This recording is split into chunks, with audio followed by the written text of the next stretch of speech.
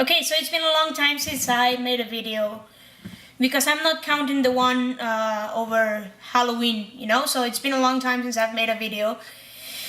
And in your last video, you talked about Thor, so I have my little list that is not so little as always. And I have my list of issues to talk about. So, first, Thor. I love the movie. I 90% agree with your list of Marvel movies, and that's just because I forgot what was the reason. Oh yeah, I remember. Okay, so because my list, I rank not only the Marvel Studios movies, but I also include the X-Men and Spider-Man. And that's it, because the other movies suck. Like Daredevil, Fantastic Four, Elektra. I actually don't count the Hulk movies because I don't like them. But anyway, so yes, I thought Thor was pretty amazing. I loved it. I only watched it once, but I wish I had watched it more because I really liked it. And yes, I totally missed the end Easter egg because I thought the middle credit scene was the end scene. See, but that's not my fault. So I'm gonna say it wasn't my fault because movie theaters here, sometimes what they do so you don't have to stay till the very end, they take the last scene and they put it like, they start the credits and then they put it like in between, and it's all like they do this cut so you don't actually have to stay to the end. Not always, but they have done it. So when I saw the movie, the scene with the Tesseract and, Benicio del Toro and Sif and the other guys, I should have said spoiler alert, but whatever. Thor is out of cinema, so if you didn't see it, too bad. I'm cruel, yes. So anyway, when I saw that scene, I thought that's what they done. Like, they've taken out the last scene and, yeah, that. Anyway, I looked up the actually end scene online and I didn't miss much. So anyway, I think you said your review on Thor. I loved it. I really liked the story. I love the Loki Thor dynamics. Some people didn't like the cameo, like Loki thing. I loved it. I thought it was really good because you know how in Iron Man 3 they addressed the issue that, he's more committed to the Avengers than the US now. And the Avengers take care of the world, but Iron Patriot takes care of America.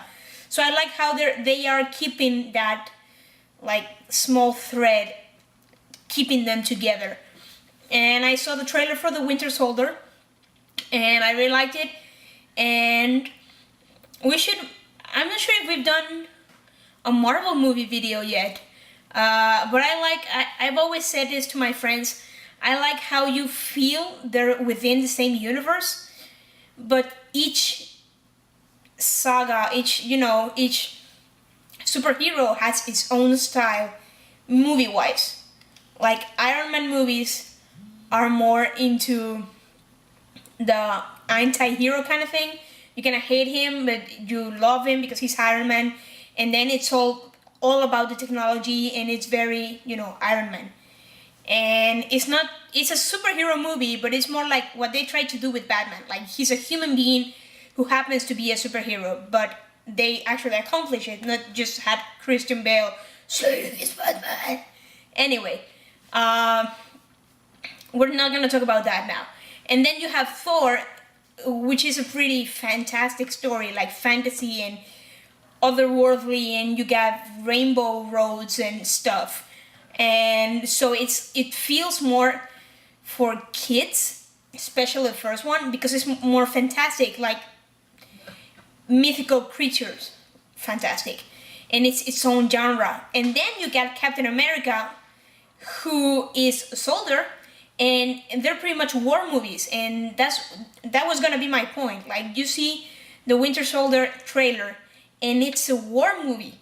Like, the first one, it doesn't feel that much as a war film because it's, World War II, and we're so used to, back in the day. But this one, if you see the trailer, it's like Call of Duty, but with Captain America. Like classic struggle, guns, policemen, soldiers and stuff. And I really like it that it's its own style. But you don't have that thing the DC has in all its movies. Like DC, their movies are each has their own style. Like Green Lantern was one thing, crap, and then Batman was one thing, and then Superman was one thing, and there's nothing keeping them together. Instead, with the Marvel movies, they're each their own style, but you have like that small underlying thread that keeps them together. And well, it's Marvel. It's amazing. So that's Thor. And okay, so now talking about Batman and Superman. I was really skeptic. We talked about this, Ben Affleck being Batman. But some details have leaked about the Batman vs. Superman movie. I'm still not in love with the idea, especially because they're naming it Batman vs. Superman. Come on, what is this, a video game? I know it works in comics, but are you really gonna set up Superman versus Batman on the big screen? I know they're probably not gonna be one against the other the whole movie, but still. And I'm not gonna talk more about that later, but I wanted to, say that I read online that I think the producer or the director said a bit that this is a seasoned Batman. It's not like the Christian Bale Batman. He's starting to be Batman and then he's not Batman. It's weird. So this is more like the comics. Like he's been Batman for a long time, and maybe, I don't know, maybe now he's retired and coming back. That might be interesting. That might be a new point of view for Batman. And then we have, so I'm gonna change the topic just like that. Then we have the Hunger Games. I saw Catching Fire 2-3 days ago, and I loved it, and I really liked it, and I really appreciated the fact that they changed the director. Thank you, Lange. Thank you for changing the director. Thank you for getting a freaking tripod. I mean, was it that hard? Was it? Was it that hard? Well, apparently it was.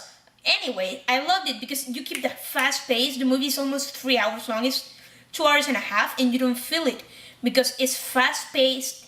It's good. You notice everything that's going on. I loved it.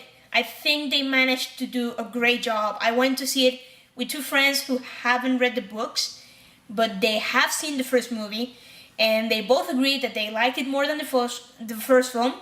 They were both hooked with the whole cliffhanger at the end, and they both understood it perfectly. So, come on, that's great. If you manage to make your movie understandable for those who haven't read the books, and you manage to make those who have read the books love the movie, that's a 10 in my book. Well, you can't all be Peter Jackson and make awesome epic films. Come on, that doesn't happen every day. And then we move to The Hobbit, that thing. Okay, so it comes out on December 13th. That's actually 14 days from now. So, have you got your tickets? I really want to know if you're going to see a midnight showing, if you're going to convince friends to go dressed up as hobbits, elves, dwarves, Gandalf. I don't know. That would be fun. I am going with a bunch of friends. Not sure who yet. I'm sure my brother's coming. I'm sure one other friend is coming. And I think I'm going to dress up as Hobbit again. I'm not sure. I'm really excited about seeing it. Again, 3D, HD, XD, 48 frames, the whole thing. It's going to be fun. And